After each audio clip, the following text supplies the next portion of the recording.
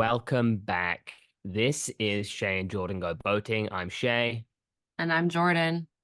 And Wait a minute, we messed that up. oh, did I'm we? Jordan. I'm Jordan. Oh, right. Yeah. Yes. And I'm Shay. And you're Shay. Whoa, that was a risky one. That was Uh, scary. I don't know what would have happened, but something horrible, I'm sure. a Freaky Friday situation, perhaps. Or something fun like our realities would shift, kind of like I don't want to yeah, Freaky Friday. Let's just call it a Freaky Yeah, Friday. let's Maybe just call you it don't that. know what Freaky Friday is, and that's why you're saying that. Yeah, maybe. You're giving I don't know what Freaky Friday is right now. I kind of was. I think I just kind of wasn't listening to you and I had something else on my mind. That's a great way to start a podcast, isn't it, Shay?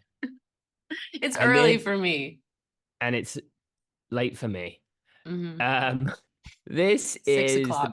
this is the 6 o'clock movie mapping podcast. Shay and Jordan Go Boating. We map the movies, but we haven't mapped in a couple sessions. Um, for want of other more interesting things. Maybe not more interesting, equally interesting, but our other Hmm. avenue, the special guests. Also, Shay, I'm starting to get slightly concerned that the visual watchers, because we obviously record the videos here as well, they might Hmm. start being able to map out my whole lounge and sort of draw a sort of fan image of my lounge because I do a different setup every time. And this time you can see that my front door is right there.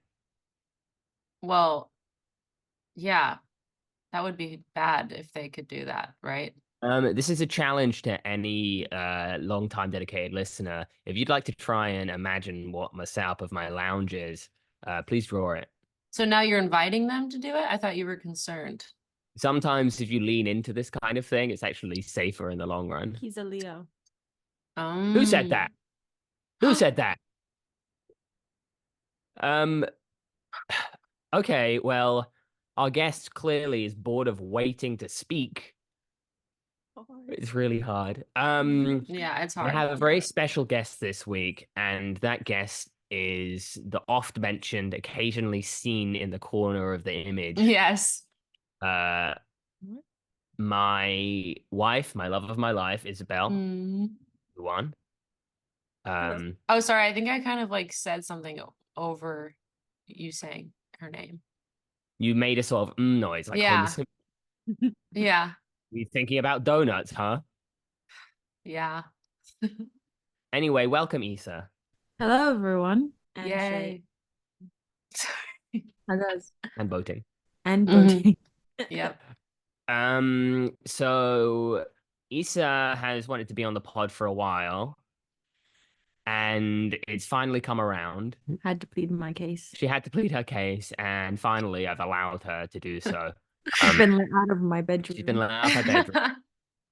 Um, and she has, as we do with all of our guests except Genevieve, is we allow them to pick the movie that we talk about. Mm. So, Issa, can you please tell the lovely listeners, that's you out there, um, what film we're talking about today? Today, we're going to be talking about a film called Eyes Wide Shut by Stanley Kubrick. That's the one. And Issa, my dear, would you mind speaking a little louder? Oh, am I a bit You're very low? quiet right now. Oh, sorry. Well, the microphone's a little closer to you, Jordan. Yeah, I know that. That's the Leo. Issa's, Issa's not doing the pod week to week like me. She just, you just have to tell the guests sometimes to just sort of speak up a little bit, Yeah, that's true. Project your voice. I guess project that's your true. voice. And Issa, you're kind of good at projecting your voice now. What's your career? I don't. Mm. We're talking about you because you're the guest. Oh. I guess I sometimes talk on camera, but they usually mic me up. So I don't really have to scream. And I am naturally quiet, so sorry, guys. She's timid, she's shy. I'm not timid or shy. I'm just a bit You don't want to see me get angry though. Yeah, let's not make Issa angry. That's the goal of the episode, is to get a whole hour in without Issa blowing up. Ooh, okay.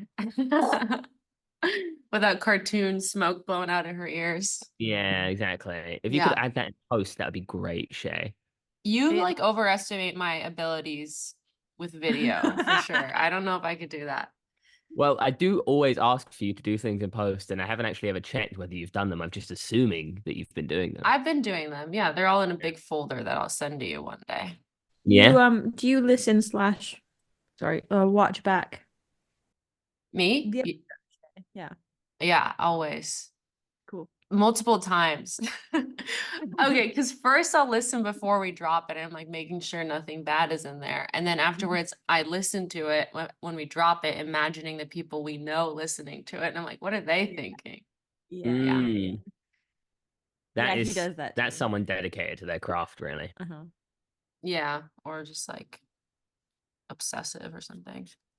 Yeah. I I'm looking at I have an Eyes Wide Shut poster right there. Can you see it? Wow. You should really I put can't that more see on it. display because you've got a chair and a light in the way. Yeah, well, okay. It's kind of hard because a lot of my walls are concrete and it's hard to put like it's really heavy and it's I don't know how I would put it up Try harder. on concrete. Yeah, try harder. This is right. Wow, okay. I mean, you could at least move the chair out of the way, you know? Like, let it be seen.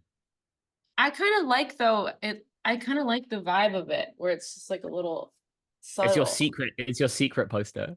Yeah, sometimes people notice it, sometimes they don't. Mm. Well, this is implying to me that Eyes Wide Shut's a big movie for you, Shay. Yeah, I adore Eyes Wide Shut. It's one of my favorite movies and it's definitely my favorite Kubrick. I've logged it on Letterboxd 5 times since Okay. 2015, but I Okay. definitely seen it more than that. But there was a Did you period rewatch where it again for the pod, or is it just ingrained in your brain? I've been busy. I've been really busy this week. So no, I didn't. Fair enough. But I'm gonna make some stuff up and see if she realizes. but I did read Trom Novelle before this. No spoilers, because I'm reading it now. Ace reading it right now. I didn't realize, well, I started yesterday and I didn't realize that Sunday was the next day. And I was like, you know what? I reckon I can get this finished in time. And then Jordan's like, oh, you ready to film the podcast tomorrow? And I was like, oh, it's tomorrow. Yeah. I've also read the book, and you know what's going to make for Mhm. an interesting podcast is that every podcast I've listened to about Eyes Wide Shut, none of them have read the book. Oh. And I'm like, what do you like? If you're going like in depth on this thing, like, So you making me feel bad that I haven't read it in time. no. No, we're You're at the least ones responsible engaging with for the it. text as well, you know? Like, lots of people are like, oh, I hear that it's quite different from the book and stuff like that. Where I'm like, if you'd read the book, you would know. And I that's feel not- like it's very similar to the movie. Me too. Like I've read almost a couple. exactly. And I feel like I can comment on some things already. Perfect. There you go. My 4 pages in. And Issa, why did you pick Eyes Wide Shut? Well, you kind of picked it. Well, to be honest, I kind of would have been happy to pick any movie that I'd seen recently, but well, we have a list of movies that we want to watch in the next couple of months, to get out of the way before a third person joins us. Earthside, some people say. And Eyes Wide Shut was one of them. And you know what? I don't actually really remember why we chose it, but I'm very happy we did. So thank you. Interesting. Because I believe we landed on Eyes Wide Shut because I knew that you were such a big fan, Shay, and I thought, oh, this will be interesting. And obviously, it's very reminiscent of mine and Issa's life as a married couple. And I just thought it would be a good sort of couples therapy to maybe watch the movie together and then talk on the podcast about it with Dr. Satterley. Oh yeah, I'm ready to analyze. Wow. Well, Um, I kind of had no real clue what it was about, which is oh, quite an interesting experience going into a film because it does take you a while to mull it over. I mean, me specifically, to mull something over and make up my if I don't like a movie, I know exactly why I haven't liked it. But if I like it or have enjoyed it or it's, tickled something in my brain, it does take me a while to like unpick it. So Well, that's also good that but we me and Issa have not spoken about it since we watched it. We've yeah. actually been in silence the past 5 days. This is the first time we're speaking. So, yeah, it's been hard to hold it in, especially because I want to know Issa's opinion on a lot of things. right. Um, Because I noticed you guys both logged it and did not like or even give a star rating. And I was like, fuck, did they hate it? Like, no. No, It's more because of we wanted to keep it a secret from each other. I mean, I kind of could grasp, like his opinion, his initial like surface level opinion, because but he gives off an energy. absolutely, The like I microexpressions on my instantly face. know if he's either loved or hated a movie. So, Yeah. um, but that's fine to know. It's just getting deeper. Yeah, absolutely. But that's gonna put me on the spot because I'm not the best talker when it comes to saying something for the first time. So we'll see how this goes. I- Shaken is her crafty editing skills to make you sound as eloquent as who's very eloquent? Hmm, David Foster Wallace. sure. You're just gonna superimpose his voice Yeah. on like Can my you put face. Issa's voice through the David Foster Wallace generator? Yeah. Okay, cool. Yeah, for sure. So she'll just come across as David Foster Wallace the whole pod. Yeah, pretty much. Oh. I could probably figure that out actually. Yeah. The ghost of, if that's okay. Oh, the ghostly version. So like put like an echo on it or something. Ooh, yeah, okay. Great. It's me. That's gonna be very cool. Um, great. I thought I had something to say, but I don't. Um, for the heads of Issa and Anna, which is the film that Issa and I made, Mm. in which Issa stars, there was uh some David Foster Wallace references in the extended cut that didn't make it sadly, but some very funny jokes um that we had to sort of pass by just for the length of the movie. But anyone wants to know that, uh hit me up and I'll send you the scene that we had to cut. I might hit you up for that. Yeah. It's pretty good stuff. Does it look better if I look at you like this or like look at you in the thing? Because Look at I me in don't the know. thing. Look I at me in the think thing. both are good. Um, Mm. what did you say? I'm just saying hi to my wife in the image. Oh, okay, cute. Um, what now? Oh, we start talking about Should the we movie. start You talking said, about it? like you were going to say something. Yeah. So, I guess let's just go off of initial reactions. Because it's quite interesting as well. I think when I have seen a movie loads of times, obviously I haven't talked about my experience with Ice White Shut. I've seen Ice White Shut maybe five, six 5 times as well. Yeah, love Yes, it. yes. That's a good guess. Um, you know what? The first time I watched it, I think was at a sleepover with my friends when I was like 14, Oh, wow. which is a really wild one to watch at a sleepover. Um, I've watched with a bunch of lots of boys. movies at a sleepover. It felt very strange, but I remember being very engaged with it and very kind of freaked out by it. Mm. Yeah, And that's kind of like whatever that joke in Simpsons where they're like, we're gonna see an R-rated movie, and it's like Bart and Fink. yeah, But I mean, this is like a sexy movie, but it's also like fucking weird and scary. kind of like anti-sexy as well in many ways. Yeah. I feel like if you watch it for the first time as a 14-year-old, you really have to watch it again when you sort of get over that first hurdle of adolescence and like Oh, become an adult, 100%. because Oh yeah. there's no way you're actually taking in. I mean, even compared to last time I saw it to this time, I feel like this is my first time watching it as like a true adult, I feel. Just because like I am married and I am like in my late 20s, and I feel like I've lived life a little more, so it does. And you're only an adult once you get married, guys. Yes, this is true. Yeah, absolutely. Shame my child. I'm so much a baby over My here. bambina. But also with Stanley Kubrick as a whole, maybe let's start with that. I kind of have a relationship to his movies where I watched a lot of them growing up and when I was getting into movies, and I liked them a lot. Some of them didn't do anything for me, like Doctor Strangelove and stuff. I just didn't get it. Do you still not like Doctor Strangelove? I've not seen it since I was like 13, 14, so I don't even know. Oh, wow. Sat on a date in the cinema.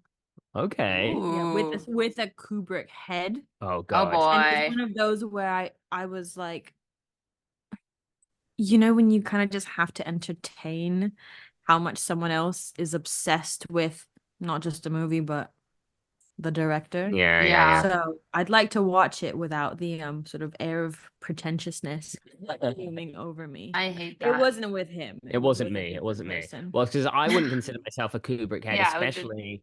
I think also a lot in recent years when I've rewatched movies that I used to think I really liked, I would come around to them again and be like, "Oh, this does not work for me anymore." Like we went to see 2001 a little while back at the cinema, and I kind of hated it. Like, and I used to really like it. Yeah, I used to think Yeah. it was incredible, and I would like kind of Cry over cite it. it as like a thing, like 2001's the best. But then I saw it again, I was like, this is wank. You didn't hate it when No. it came out. I feel like this is your really established emotion. No connection Yeah, to it my now. established emotional connection to it is I think it's a phony movie with no heart, and it's just an exercise in technique and theme park theatrics and shit. Like I really don't like it. Whoa. Fair You enough. look taken aback, Shay. I mean, that was a brutal takedown. right? But I will say I used to adore that movie, and then when I've watched it more recently, I'm like, fucking boring. Yeah, it's just hollow. It's a hollow A little movie. hollow. But what Kubrick do you like? Either of you? Both of you? Well, again, like I always really liked The Clockwork Orange, and Still do you like that? again, haven't seen it in so many years. Who I knows? think he fears watching certain films for the Yeah. exact reason of what happened to him with 2001. Yeah, But not yeah. even fear. It's like, is it worth revisiting to Yeah. then just recognize that you've grown out of it, or like should I live in my experience of it in the past? Hmm. Hard toss. It's a question. hard toss up for sure. But yeah, I mean, most of his movies I like. I don't think there's any I actively dislike except 2001. But maybe if I revisited them, who knows? But I don't think he's untouchable like a lot of people seem to think he is. Like, No, I don't. Yeah, I don't either. Touchable. How about where do you stand? What are your least favorites? And Recently, I was like ranking his movies with a friend, and it was not that interesting. I like Barry Lyndon. I like Clockwork Orange. I love Eyes Wide Shut. I like Full Metal Jacket. I think Doctor Strangelove is funny. I'm not the biggest Shining fan. Like I feel disappointed by The Shining. I have a feeling that I will be if I watch it again because I used to really love that one. And if I watched it again You're now, gonna one day have to watch it again because we have, you're gonna probably it's a family movie. yeah, it's true. It It is is, a family movie. You're gonna, reach an age or maybe you'll become less cynical. You're gonna turn Yeah, the maybe. other side. Maybe it'll Oh, be a that'd be good cool. dad movie, you know? Like Mm, as a dad, I'll have a different reaction to it. Maybe, yeah. it does seem like a good dad movie. Mm. That made me share with them. So It's like if you guys don't behave. You're driving me crazy. Jordy. But yeah, the only one I really love is this one, I have to say. Interesting. So, obviously, like we said, it's based on Arthur Buch. Schnitzler's Buch, Traumnovelle. Is that how you would say it? Can you do a nice German accent for us, Isa? Whoa, Traumnovelle. look at that. Isa speaks German, isn't that great? Very Yeah, good. but anyone German listening to that was going to be like, Who is this foreigner? yeah. That'd be kind of interesting if someone German was listening to this. We can seek one out specifically. We'll send this Yeah. out to the German and Austrian like arts board or whatever. See if they'll release it. Some subreddit. Mm. Oh, I meant more for like a government program for funding. Oh, that'd be good. And then we get sponsored by the Austrian Arts Association or something. The AAA, as they call themselves. Arthur Schnitzler was an Austrian, Mm-hmm. and the book is set in Vienna, right? Yeah. And I really, really connected with the book when I read it, and I remember reading it and thinking, like I said, when I'd heard on these podcasts that people were like, "Oh, not really talking about the book," or if they did, they were like kind of like throwaway comments. I'm like, the skeleton of this movie, even more so, like the flesh of it as well. It's like this film is so accurate to the text. That's kind of wild. I was really surprised reading it, like how No exact. spoilers. Not too many spoilers. Not too many spoilers. Not but too at many, the same but- time, you know Oh, everything. Yeah. It's very directly taken from the text. Yeah, even just the passage of the narrative is pretty much exactly the same as well, and the only thing Some of the obviously- same lines. Yep. Yeah. And the difference obviously is this The setting. the setting transposed But to to be honest, NYC. like it doesn't really feel like NYC. It feels like a fake Vienna in America. Does that make sense? Like, yeah. it feels I like more that. compact.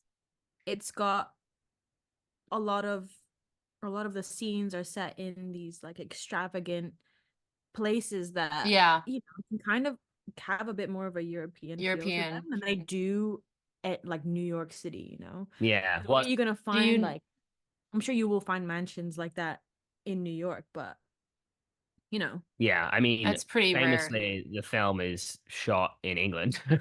Yeah. Well, there you go. There's a couple of outside shots Because- and stuff that shot like in Islington and stuff. No way. Yeah.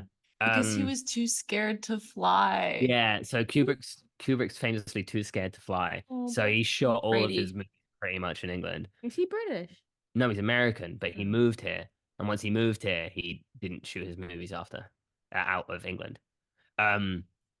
But so the sets are all in you know the train line, you get it from Kentish Town and it goes up there. Oh, what's it called? It's a famous studio just north of London, basically. And the sets kind of make it look like it's like Big Seinfeld, you know? Yeah. It's a bit sitcom-y. Yeah. You just go like, that's a set. That's Yeah. Seinfeld. But I think you're right though, Issa. It very much kind of lends to the sort of like otherworldliness that's kind of Yeah, going true. to the movie. I'm Um, impressed that you like made that comment without knowing that it was shot in London. Like, Yeah, I had no idea. Yeah. There is one really funky shot that I noticed for the first time where he's walking down the street and it's clearly green screen. yeah. Trying Although for I this kind new- of like it. Yeah, I mean it kind of works, but it was so like, bro. The one where did you he's notice like- it? No, which one? Yeah, he's Yeah. just like kind of holding his coat like And then this. he goes He's like, down the street. because it's Yeah. like mad. Yeah, Wow. it's pretty early on. Anyways. Yeah. But yeah, initial thoughts, Issa. What did you like the movie? Yeah, I really liked the movie. I think Yes. It's a win. it's definitely one that I've really enjoyed sitting with as well. Like I'm kind of glad we waited this long to talk about it because I feel like I would have been a little bit too flustered and a little bit too like you know when you talk to people about movies and you know they like them and you don't want to disappoint even though you're allowed your own opinion. So I really wanted to just be able to formulate like how it made me feel in it. And I mean, still nothing's really 100% tangible, but it's a whole amalgamation of just kind of like, wow, wonder. Like, Yeah. I was surprised, I was amused, I was turned on, I was not turned on, like Mm-hmm. It's a very it's, dense film. yeah, it packs a punch, and it didn't feel that long either, even though it was like 2 hours. Mm-hmm. Wow, it was 20 or something. 2 hours 20. I Mm-hmm. could not tell you how long that movie was, but yeah, it was. At moments, there were times when the actors felt like they were overacting, but it just made sense and it worked. And I usually pick up on that, and it kind of takes me out a little bit, but it fits so perfectly in the strange fantasy of it all. I'm wondering And what made it actors, connector. what moments you're talking about with the actors. Um, the woman whose dad died, and Yeah. he goes over to her apartment. She was the first one that kind of like almost took me out of it, but I was like, "Ugh, something kind of insane is happening right now, and it is working." And I'm glad she's overacting because it felt so theatrical. Yeah. But you don't usually see theater that close up, so it felt like I was really just getting into The some macro facial expressions that are yeah huge. Like she is really, really acting her heart out. yeah That's also my favorite scene of the book as well. Like, I don't know if you've got that far no yet, no but no like it's my favorite part of the whole like narrative of it. And I don't know if I told you this, Shay, but I'm writing a book that's inspired by Traum Novella. I'm What? taking the whole of the narrative shape of it and writing my own version of this book that is following the journey of a knight, but it's like a woman who does this similar sort of journey, but it's not like a sex club thing or anything. Wow. But I yeah, love that bit always really, really stuck with me. And yeah, her performance is really interesting. so interesting yeah a For lot of me, the, no, you go first. well, I was just gonna say a lot of the like small side characters are very, very theatrical. Like Alan Mm. Cumming too is also really weird. Alan coming in his pants or something, right? Look at him. He's all like, Mm, he's on he's I like loved boink. it. I really want to know what the sorry for coming at this from such an acting perspective, but like what the audition process would have been for like what he was looking for in that character specifically. Like, did he just bring that and yeah, that's a then good Kubrick question. was like, "Oh, I like this. Like, keep this in," or did he ask him to go more camp? Did he ask them to Mm, just like I feed did into the sexual fantasy of it all? Like, I don't know. It just Yeah, so interesting. Yeah. intrigued. I did see on Wikipedia that Alan Cumming auditioned like 6 times for that Mm. role. I Wow. don't know. Wow. But it's such an such a crucial character just because of like what it brings to the scene that Yeah. I can imagine maybe he did do something different twice. Mm-hmm. It's like, kind of go with it. Like, Yeah. let's just see, and then It does lend an extra layer to yeah. what would just be a very kind of informational scene. Yeah. Uh, But you're laughing through it. You're like, yeah. what's happening? I want to know, So go good. back to that scene with the girl whose dad died. Why is that Yes. your favorite? Um, well, if we're talking, it's kind of like within the larger narrative, for me, it does something. Because obviously this whole film is about a man whose masculinity is like fully in crisis. Mm-hmm. And which is one of my favorite topics. I don't know if you've ever seen my list, Masculinity in Crisis, that I made on Movie a long time ago. It Transferred it does to Letterboxd, sound I think. familiar. Okay. Yeah, follow Jordan Um, on Letterboxd. um, and um, it just it kind of is the in it's not the inciting incident. Obviously, the inciting incident is her story, but it feels like the first step into this like world that is kind of unknown to him, and uh boundaries are being crossed, and Yeah. the way he handles the situation is kind of interesting. And I don't know. There's just something about the air of the scene that always just really just like, I don't know, as a narrative turning point, it really like moves me somehow. Also, I feel like it shows the side of him that's very indicative of the kind of masculinity that's in crisis for him, because so far, well, up until then, he's approached by two very standard beauties, two very sexy ladies, and you might not call her like a stereotypically sexy, beautiful woman, and he's approached by her, and he kind of, you know, doesn't lend himself to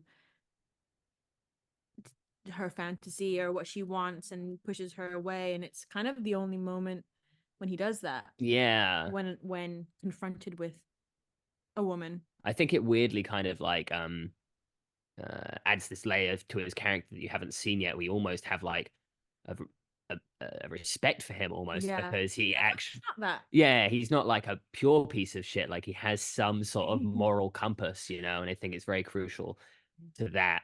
And obviously his moral compass is kind of a bit wonky throughout, but He's still I don't figuring himself wait, but out. why? Because I feel like okay, in the book it says he's like a little bit repulsed by her, but mm, he still kind of likes the feeling of being wanted. And I feel like that part starts off the like hunt for like whatever, sexual, whatever, because and then throughout the night it's like it's not happening, it's not happening, it's not happening. You know what I mean? mm.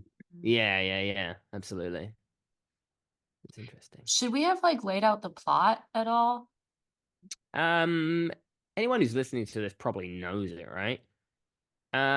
Essentially, uh, Tom Cruise and Nicole Kidman are a married couple. Short king.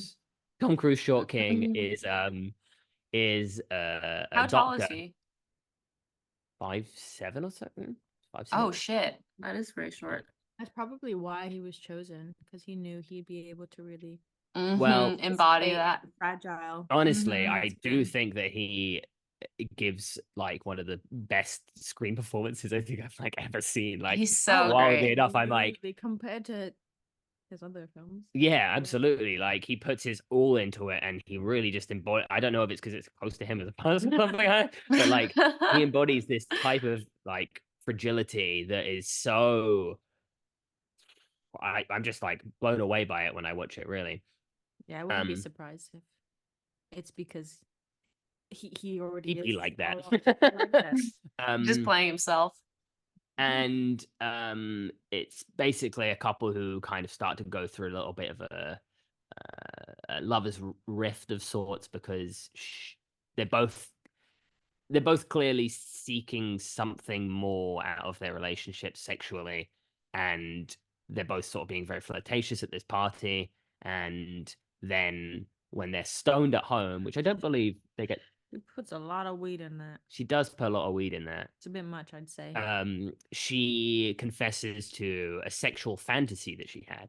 Mm-hmm. So that's also what's so interesting about this, is this whole thing is started off by something that didn't even happen. You know, it's started off by just the power of thought being something that can put a hole in your ego. You know, um, and Big time. he goes off on that throughout the night to he comes across someone he knows who tells him about this sex party, Mm-hmm. and uses that as the opportunity to sort of explore sexual possibilities. Yeah, it feels like also it's his way of getting back at her, because he feels so hurt by the Yeah, fact that she would even dare have a fantasy. he feels that he's been cheated on already, you Yeah. know, even though he wasn't. Yes, And fully. it's interesting that a movie about like the double standards of like uh masculinity and stuff is based on a book that was written in the late 1800s or whatever, that is Right. like feels like so on the cutting edge of what the conversation would be like 100 years later. Definitely. Really fascinating. When That was it written? 1880 something maybe. Okay. Wow. 100 years before it came out. I Damn. mean, this came out. That's so wild to think about. I know. um Go off, Arthur. yeah, go off Go Arthur. off. I really love his prose as well. Arthur Schnitzler. I've read some of his other short stories and stuff Nice. as well, and he's just Yeah, it's quite short. he Book. yeah, he's Mhm. he is a big inspiration on my writing style for Mm. sure. Um, really, really recommend reading the book if you haven't read the book, people out there. Book's great. So this time this is the first time I've really felt like, I don't know if it's because this is how I am these days, but like the first time where I felt little bits of critique in it that I didn't have before necessarily.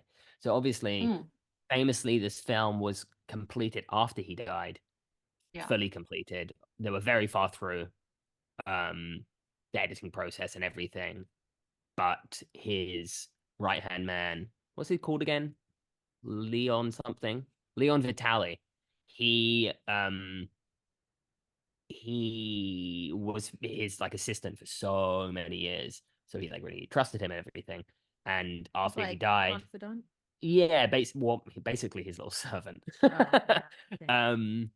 There's this really not very good documentary called Film Worker, Hmm. where it's about him, it's interviews with him and stuff about his time working under Stanley Kubrick, and as He's a still alive?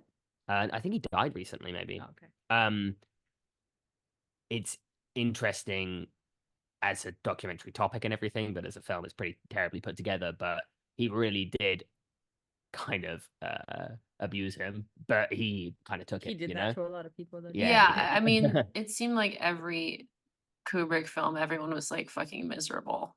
Yeah, absolutely. Mm. And this film famously took a million years to shoot as Yeah. well. And I read it was, where did I put this? The longest, where did I write this? Oh, longest continuous shoot ever recorded for a narrative feature at the time. yeah, how many days was it? It was Yeah, like I don't know, I don't 200 have days, that. something insane. Like it took them a couple years to make it or something. damn. But And also, it's just, he had been trying to adapt it for 26 years before mm, that. mm. And it kind of was not received well at the time, being his Hmm. last film and everything. And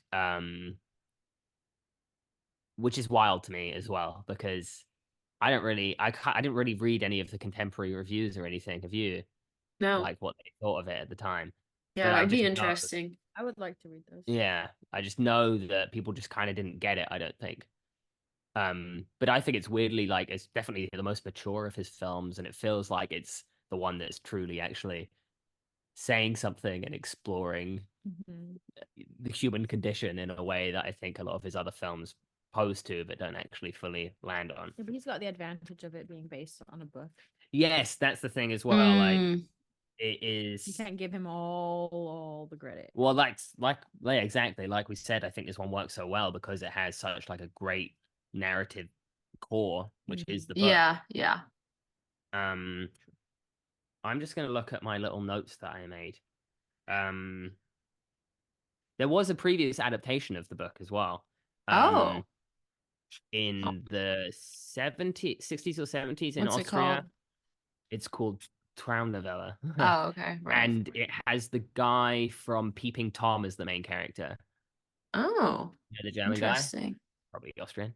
Um, it's a pretty weak adaptation. It's interesting, Oh, I but see that you did watch it. 3.5 yeah. stars. That's It not was that on bad. it's on Rare Film, I think. Oh, of course.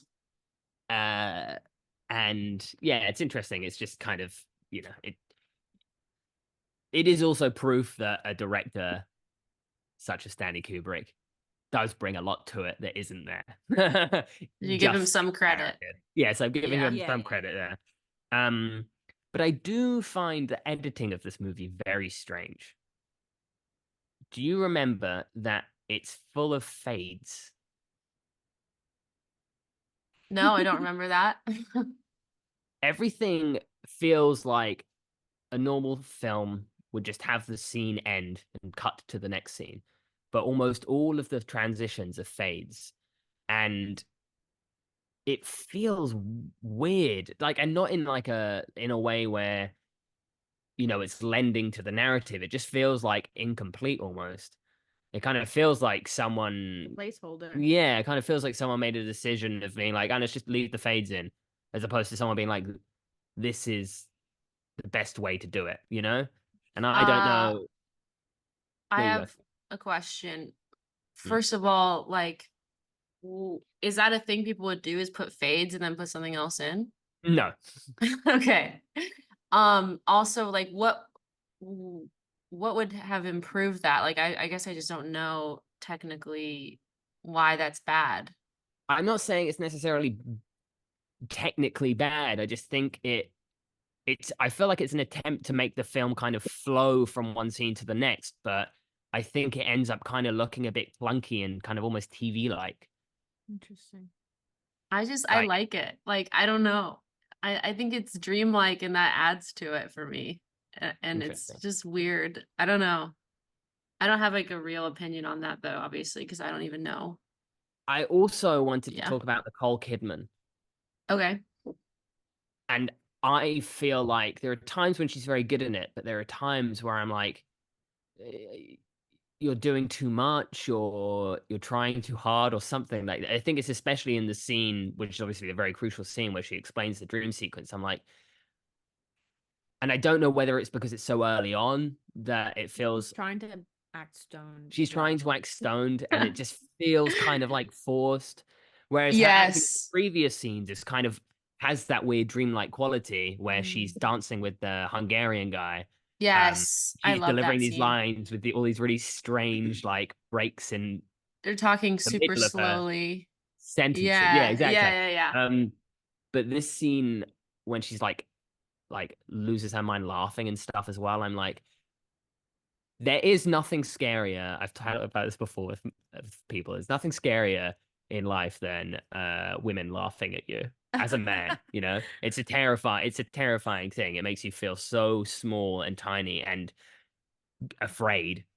Yeah. Um, Do you feel like she didn't execute it in a way that was as scary? exactly. It felt like I think what would be more effective is if it was slightly more reserved, but she just goes so ham that I always kind of this time I kind of felt a bit like a distance from her. I was like, oh, I'm watching a movie. I'm watching someone really Huh. act. Whereas Tom Cruise just like embodies that. I feel like Nicole Kidman is. You I don't know know. what? I feel like Tom Cruise is good in roles like this because it doesn't feel like he fully gets it. Like he's kind of like he is the character and he doesn't fully get it. And she's like in between getting it and not getting it. So it's like a Hmm. weird like level. Um and yeah, I think that scene it feels like neither of them have ever smoked weed before and they don't know how it Truly, affects you. because he was acting so normal in certain parts, and I was like, Yeah. no one smokes a whole joint of that much weed and isn't hysterical by the end of it, Yeah, and I or w- like passed out, you know? I would have what? been not nonverbal like I was when I met you, Isa. Yeah. Like Oh yeah, when you got stoned here, that was funny. that was funny. I feel embarrassed by that all the time.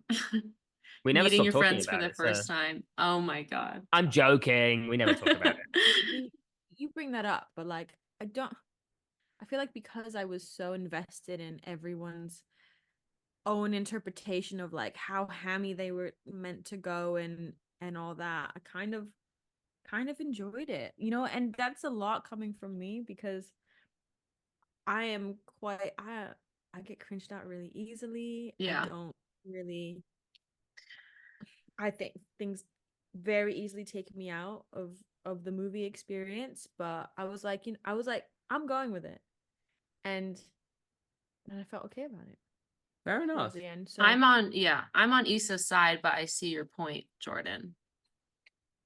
but maybe it's Thank you, because we Shane. don't have fragile masculinity and we don't know what it's like to have a pretty woman laugh at us in that Yeah. way.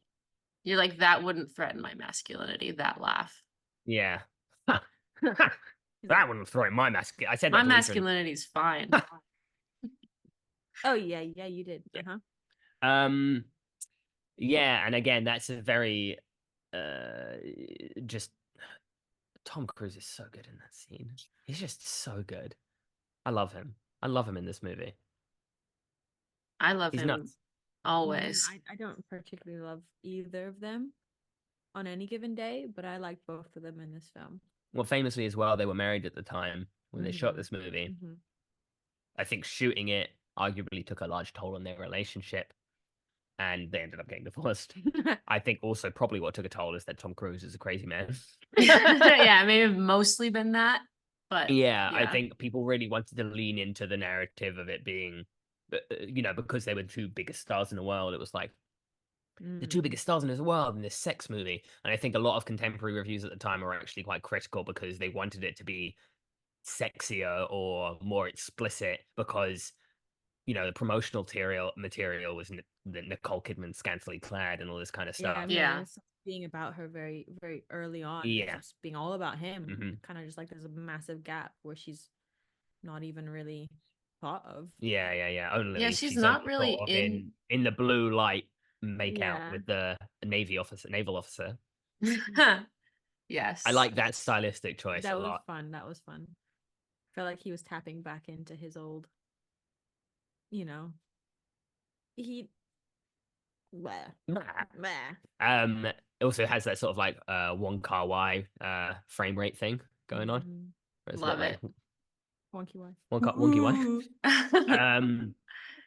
Ooh. Uh but yeah, I mean the only other uh, critique I have is again, it feels like it was done just as a placeholder or something and then just left in is when that Chris Isaac song plays. Oh, I was gonna ask you about that. Like I literally was about to ask you about that. Oh wow. When they're standing in the mirror and I did a bad thing plays. And it's like, this is a little on the nose, no?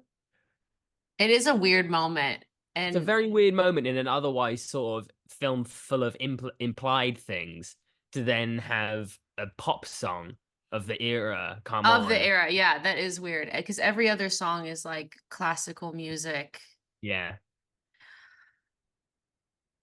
Hmm. Where do you land on that? Did it again? That was the only other bit that I've tripped me seen out. other people critique that moment, but I always like it for some reason. I have no reason to like it. I just like it. Yeah. I saw that Nicole Kidman brought that song to Kubrick, and he was like, "Okay." Okay. That's a good song. I don't know what he sounded like. That's really good, actually. Yeah, I can't comment because I don't remember that bit, but I can imagine, again, I'm releasing all my inhibitions and my cynicisms, and I'm just really allowing myself to go with this one. And Yeah. I can imagine like you're involved in this.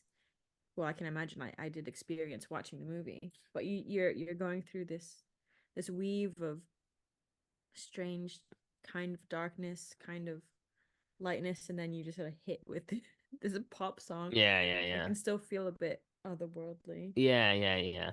Who knows? It's the only thing that I feel like kind of dates the movie. Otherwise, it does feel kind of Yes, exactly. timeless. Hmm. That's Because I think my only critique of the song is it is literally of the era. It's a pop song. So in a way, it is and like it's that's not not. even his good song. I like it. What's his good song? Wicked Game. Great. Chris Isaac also famously in Fire Walk with Me. Yeah. Cool, man. And if I was picking a movie if I was a guest on Shane Jordan Go Boating, I would pick Twin Peaks Fire Walk with Me to talk about, I think. You should clone yourself. Should we try and do a double episode, split screen Jordan? Yeah. Or we should do an episode where you like commentate an episode. Film commentary. Yeah. Oh, episode commentary. No, like, yeah, like you and I film an episode talking Yeah. about Fire Walk with Me, and then you commentate that. So it's like there's another version of you. Oh, it is another year. That I love that. Do you reckon I you'll love ever have that. a on the podcast? Baby will obviously be on the podcast. Blurred face, or I mean, probably won't. It's not gonna be holding it up. Yeah, I'm not going to be like holding it to the camera like this. You can ask some questions if you want. To the baby. Yeah. Yeah. You got anything to say now? No, not right now. Oh, okay, not right now. This is a film about paranoia as well. And True. I thought you just said shrooms.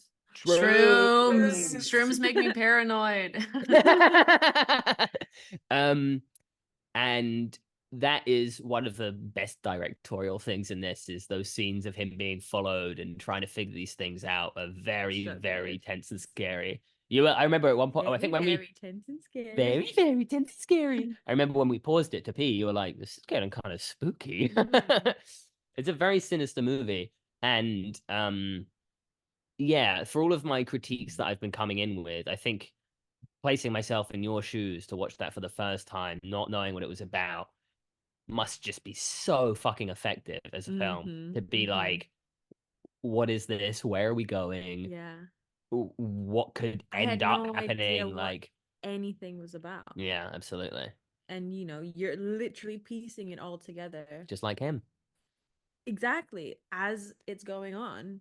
I had no idea how, like, where, like, scene-wise it was gonna end.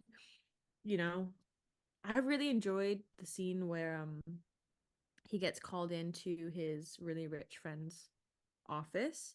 Yeah. I just something about that scene. Maybe it was because it was finally giving you some answers, but also not at the same time. Exactly. I just found that really like cathartic for me, I think, even though it was probably driving him crazier. yeah, I think that's another one of my absolute favorite scenes because I think when it comes at that point in the film when you've had all this mystery build up, Do you mean where when he goes into the Sidney pool Pollard's table? office, pool table, Yeah. yeah. hmm And he's got that humongous bar table where it's this massive circular, like, huge table just filled with Like alcohol. 70 bottles of alcohol on it, yeah. Insane. Yeah. That's what it's like to be rich.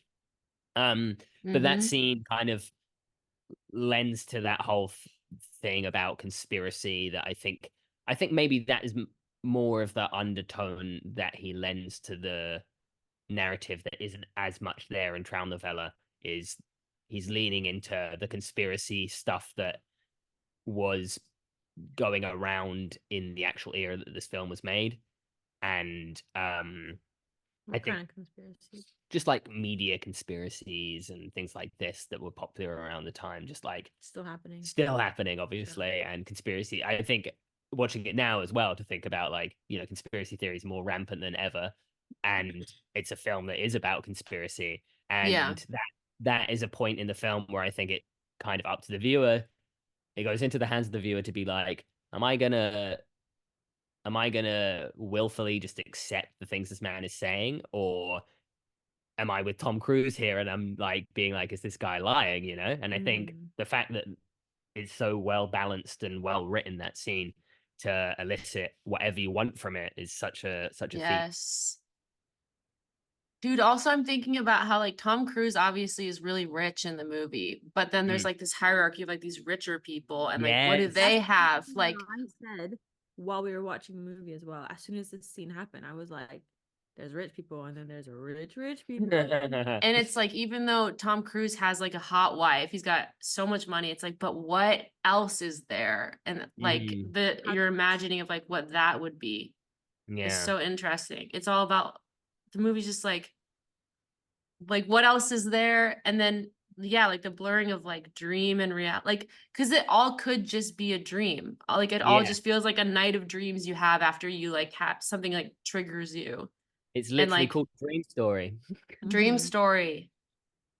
It's But so I also good. find it interesting when there's the reveal of what's actually happening in the mansion, how your initial instinct as someone who's watching it for the first time in like 2024 is like, oh, I know like what the rich people would get up to. It's probably just like big orgy and lots of booze and stuff. And it's more sinister than that, and it's blending together the sexual fantasy with like the cult vibe, and it makes you go like, oh, rich people do have that stuff, because you see a bit of it, but it's much more calculated and much more sinister and much scarier, Hmm.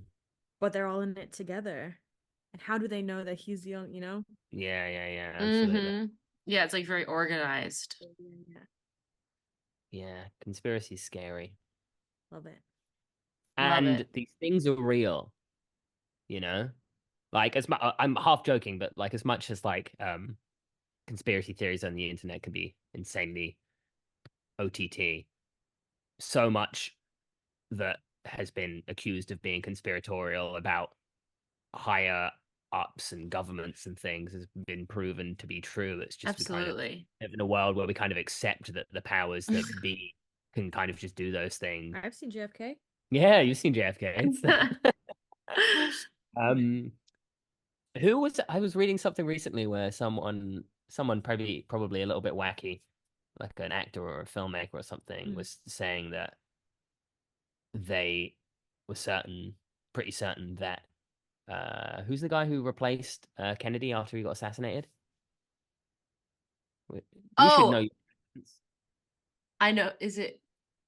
I know who it is. Yeah, me too. Do you? No, I've Oh. forgotten, but I know. Oh, they're screaming at their podcast machines right now. I was gonna say Lee Harvey Oswald, but that's who shot him, right? That's who shot him, yeah. Yeah. God, what's his name? Anyway, this person was saying, I'm pretty sure it was him who organized this because he was so desperate to be president.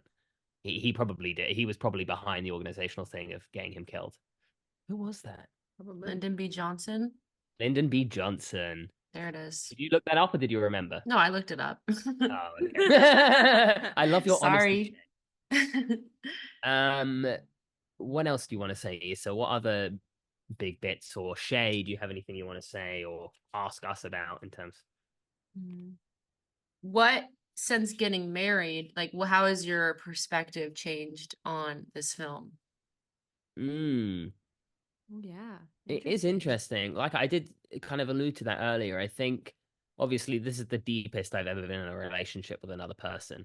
And without spilling any personal information out, which I'm not going to do. Maybe if we were privately talking, I would talk more. Maybe this is something that we talk about more in depth when I see you in real life. I hope But you would spill more when it was just us. Subscribe to the Patreon. but Yeah. it's very interesting thinking about jealousy, especially when you're in a relationship so deep, when you have a child together like they do and stuff. And I mean, we have a child together now. Almost. Not Almost. not Earthside. Not yet. Earthside yet, sorry. Right. But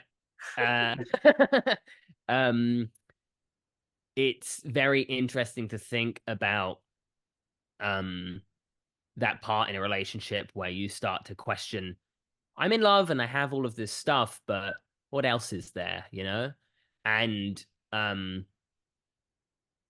I've probably had that more in my past relationships than this one. I don't have that in this one, probably because I wasn't as fulfilled in those, and like I am at this stage now. But I think I'd say it's helpful. yeah, and I think, but there is something very recognizable in his way of thinking that becomes more recognizable with time for me. And even though he is kind of an unlikable guy, I have this sort of soft spot for these people with these very fragile masculinities because we're brought up in a world where our masculinity is like forced upon us, and then we have to deal with its fragility, and sometimes that's our fault and sometimes it's society's. But and I think it bounces between the two in the film as well. Sometimes it's the societal things that are unfairly putting the pressure on him, and sometimes it is just because he's a silly little man who wants more than he really has earned, and yeah, so maybe it's less to do with being a married couple and more just to do with age and sort of my critiques of masculinity and the way men behave is kind of altered over the years. You're in your university era where you're a staunch radical feminist, where you're shouting from the rooftops about how men suck and men's tears drink them from a mug and stuff like this, But it comes to a point where I think the conversation around masculinity has changed. And I think me and you, Isa, we have incredible conversations about gender and gender roles and all these kind of things. And I think they're far more nuanced than they would have been 10 years ago when I would watch this movie, you know? And I think also like being in the position where you're at now, like about to bring a child into the world, it's such an interesting conversation and a very necessary conversation to have because of, you know, knowing how you want to raise your own child regardless of however they identify in a world where you've already gone through so many like peaks and troughs of like how you view masculinity and like the discourse around it and stuff. And yeah. That's the whole thing, isn't it? We have to bring up a child in a world where we have learned all these things and unlearned them, but we have to teach them what we have unlearned in order to teach them what we've learned, you know? And also prepare them for the fact that they're going to be met with a lot of people that completely disagree with our version of it. And like prepare them for how they want to personally approach that, whether they even agree with us or agree with other people, you know, like kind of prepare them for the complete nuance of the world. But that's impossible to predict how that's going to work out. An Eyes Wide Shut will be their homework assignment. That's the first movie you're going to show I want 2 them. pages of notes by the end of the film, okay? Yeah. Okay. Good answer, you guys. Thanks. Yeah, it was very complicated and thorny, and we kind of went off on a bit of a tangent. But I'd also like to add the kid in this movie is so meek. Issa was really laying into this kid. I don't even remember the kid. Is it a girl? Exactly. Why put it in? Maybe that's the point, but I was like, I don't know. This poor kid's got zero personality, and it's just such a little. Have you ever read, Shay, a million times that in that final scene you see 2 people who look kind of conspiratorial standing next to her, like talking to her while they're having their conversation? No. When they're in the toy store? Toy shop? Oh. People claim that you can see in the background that she is being talked to by 2 men in coats kind of thing or something like this. But I was looking for it. I didn't see it. So you don't buy that? I don't buy that. I think it's just people wanting to like, it's like when people try and, so obviously this film is quite dreamlike, but it also is a bit straighter than something like a David Lynch dreamlike, you know, like there's much more logic to it, and questions are kind of answered even if you don't necessarily believe them. You still have your options and your choices between kind of almost like a binary of what you believe. That's kind of the main difference, isn't it? Like, it seeks out to answer the questions.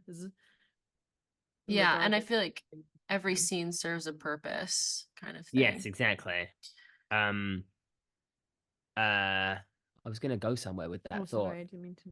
No, that's okay, but I can't really remember what it was. You were saying it was dreamlike. We were talking about the conspiracy theories. No, I think it's gone. I think it's gone from my mind now. Don't people say like there's a conspiracy around Kubrick's death and like the higher ups of the world killing him or something because of this movie? Isn't that a conspiracy theory? That's like a sort of like,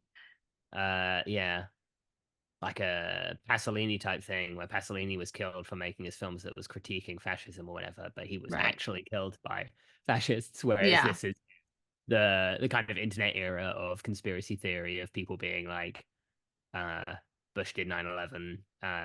Right. Yeah. Kubrick was about to out all of the creeps of this world. Yes. He faked the moon landing as well, obviously.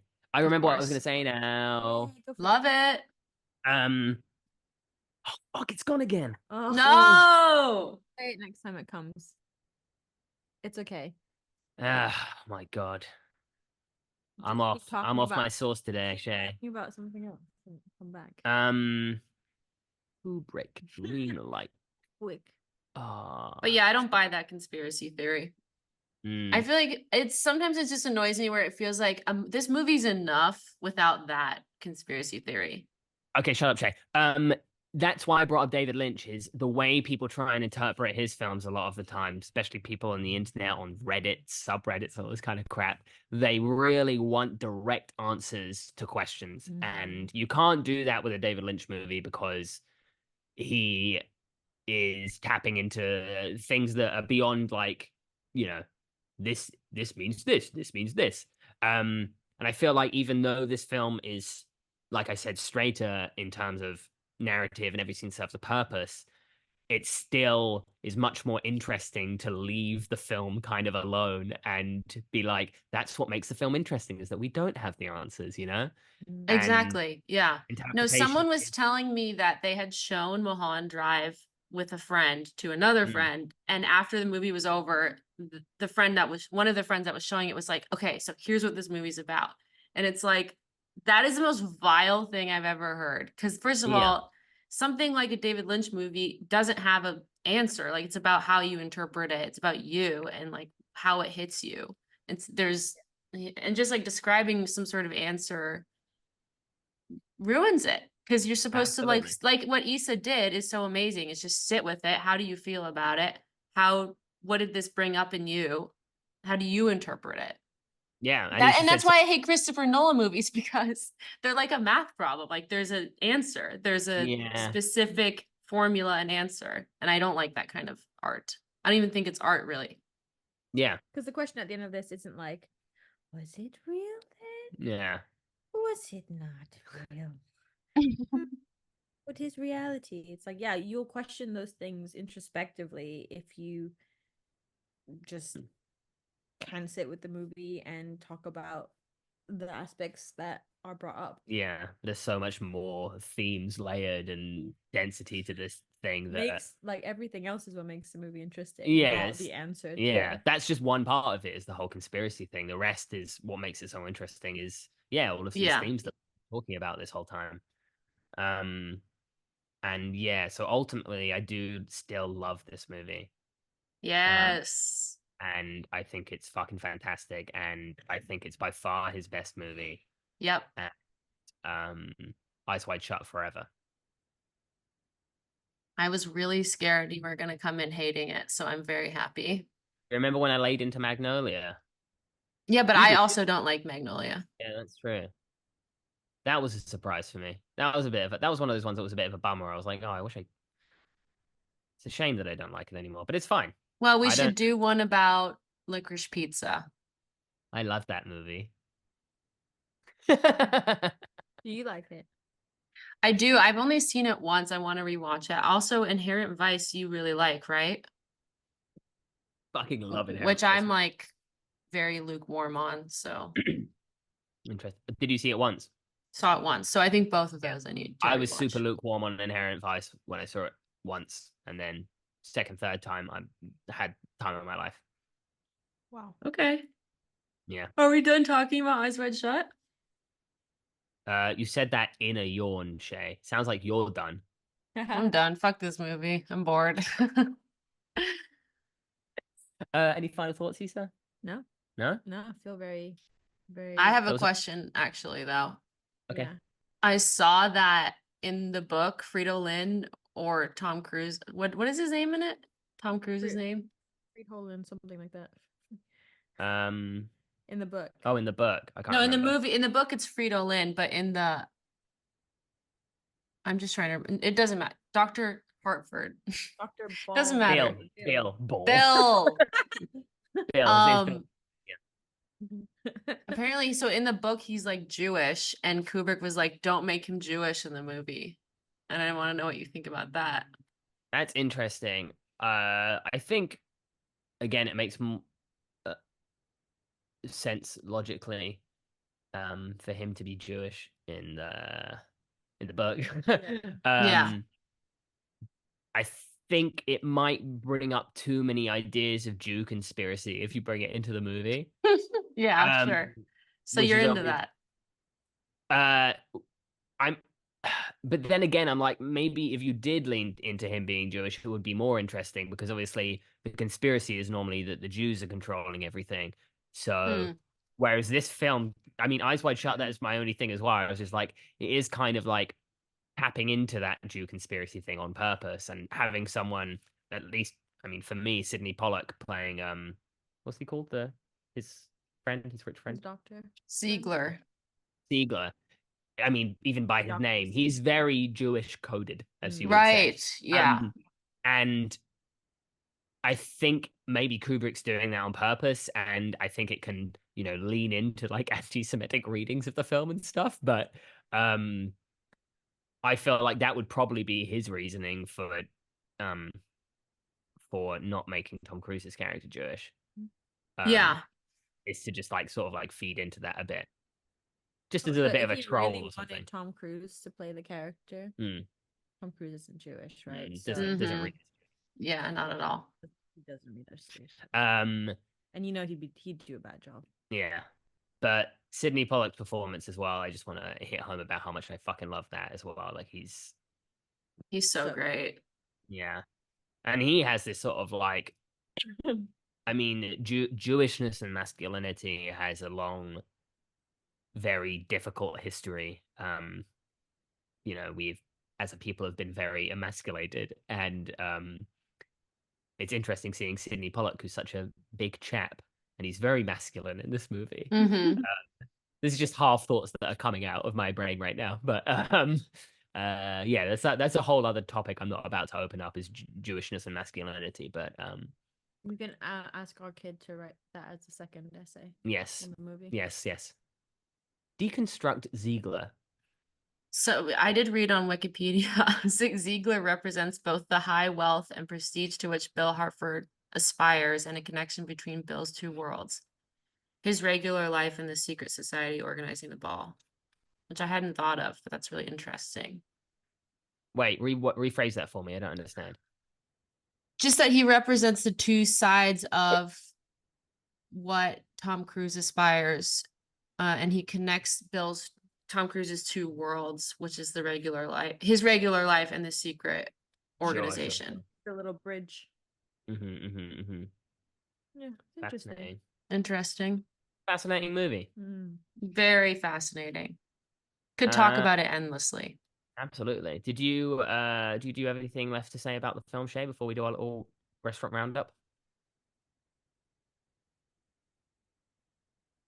Wow, she's really thinking. I just love it. I love that it's like sexy and scary and dreamlike. Those are like my favorite vibes. But the orgy isn't very sexy, which is interesting.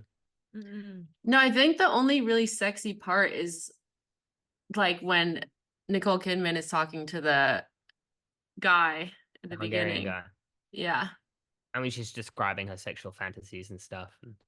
But yeah, it's kind of, Mm-hmm. I feel like it's kind of on purpose that those orgy scenes aren't very erotic. They're kind of They're like unsexy. animalistic and weird. Yeah, but not in like a sexy animalistic way. More No. in like a like this is the duty of the rich. Yeah. Like, this is what we are here to do. It's not like let's all enjoy ourselves. Like this is we rich welcome men to the must cult. must have sex with these women, but like it's about them penetrating them. It's not about anything else. I mean, so many of the little scenes that you do see, like nothing's actually happening. Yeah. Like some of the, There's two they're women wearing 69ing with masks on. It's like, wait a minute, they're not doing anything. Yeah. So- Yeah. Yeah. Yeah. But yeah. So that's Eyes Wide Shut. Let's close the book on that. 10 out of 10. That's what I want to say. 10 out of 10. You want to to say Eyes 10 out of Wide 10? Shut. Fair enough. I don't rate things. Do you remember last week when you were mocking me for rating that 30s horror movie 3 stars? Dude, multiple people have brought that up to me. They thought it was funny. It was funny. Mock him. We'll mock each other. Mock. You're silly. No, you. There we go. Do you have a movie recommendation or a book recommendation of the week, Shay? Oh. Let me think. Do Or you? recess? Let me look. You look at Did I even watch any movies this week? Let me see. Uh, Pretty sure you did. you're pretty sure I did. Pretty sure you Oh, did. we watched Paycheck the other day. That was great. Oh You seen yeah? this movie? No, What? Paycheck with Ben Affleck.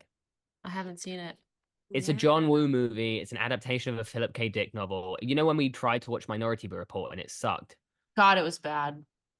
This is This movie was good so Minority good. Report. Yeah. Okay, I'm adding it to my watch All our list. friends So fell much fun. asleep. Well, yeah, We were the only ones. me and Issa were there just like, yeah, but our friends were asleep on the sofa. That's cute. Yeah. Can I just talk about the movies I watched in the last week? Yeah, of course you can. I rewatched House of Tolerance, and I think you're right. It was like a lot more dumb than I had remembered. Yeah, not good. A little stupid. And the cum tears. Oh, Hmm.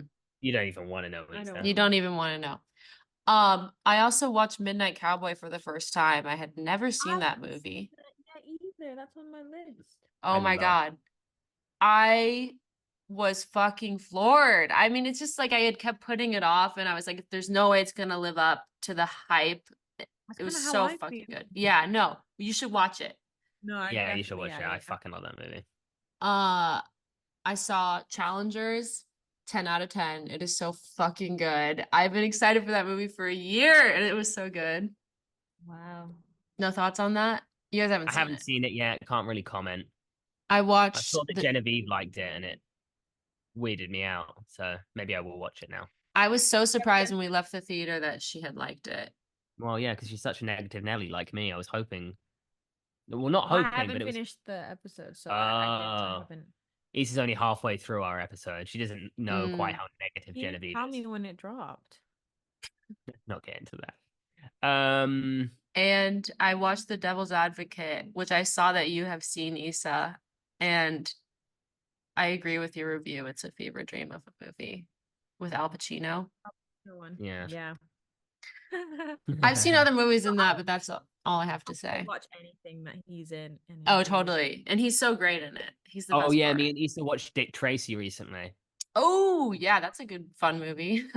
Great movie. So fun. Great movie. The colors are so fun. The aesthetic is insane. It's so great. Yeah. I It's can't nuts. believe they never honed in on that, creating the cartoon world in that way. Yeah, they did it It's so just well. They do it so so well. like, they haven't Well, done see, it. I hate those Tim Burton Batman movies, and this was like the good version of that. So I was really Yeah. like really pleasantly surprised. It's like, yeah, really liked it. And Al Pacino's there. Yeah, and his prosthetics. Madonna's there. Madonna's She's there, not yeah. bad. She's not she's bad. all right, you know. Not too bad. Yeah, that's a silly fun movie. I enjoyed it. And I guess we're all recommending Traum Novella as the book to read this week. Yeah, That's go. true. Yeah. Great. Okay. Well, thank you for coming on the show, Issa. Oh, no worries. You've been a great guest. You've been so great. Yeah, you've been very insightful. Genuinely, very Yes. interesting to hear you I've been articulate. waiting for this. But moment. I heard you articulate things that I have thought or I've read about the film where other people interpret, and I'm like, you're so intelligent. You really just like you felt it and you got Very it and true. you That's expressed it so eloquently. the pros of letting me sit on something for almost a week. You know? That's why Yeah. I hate talking about a movie as soon as we leave the cinema or as soon as we finish. Besides with you, with other people, Mhm, because I'm mhm. like, I don't know. No. Yeah, I know. I don't know. Let me digest. Yeah, man. Also, Um, just really nice to have the perspective of someone who hadn't seen it, as opposed to you and Mhm. I who have seen it like 6 times. Yeah. That's pretty cool. Yeah. Yeah, you're welcome. Thanks, Isa. Thank you very much. And we'll see you again soon, people. I guess. I don't know whether we'll do a special one or maybe we'll try and get back a link in the chain. You know. Join us on our journey. Listen Listen along and build the chain Build with the chain us. with us. Yeah, you knew that one. Yeah. Okay, bye. Bye.